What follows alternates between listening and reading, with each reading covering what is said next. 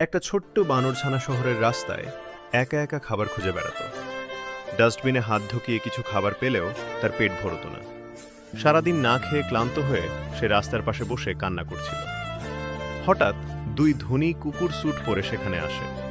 তারা বানরছানাটিকে দেখে হাসাহাসি করে এবং তাকে অপমান করে চলে যায়।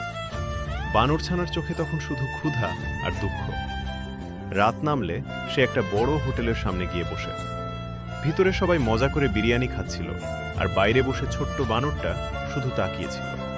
তার চোখ দিয়ে পানি পড়ছিল। পরদিন সকালে সে সাহস করে আবার খাবারের খোঁজে বের হয়। অনেক কষ্টের পর অবশেষে বিরিয়ানি হাউসের এক দয়ালু বাবুর্চি তাকে একটু বিরিয়ানি খেতে দেয়। ছোট্ট বানরছানা আনন্দে খেতে শুরু করে। দূরে দাঁড়িয়ে সেই ধনী কুকুরগুলো এবার অবাক হয়ে তাকিয়ে থাকে, কারণ তারা বুঝতে পারে টাকা নয়, মানুষের দয়া আর ভালোবাসাই সবচেয়ে বড় জিনিস।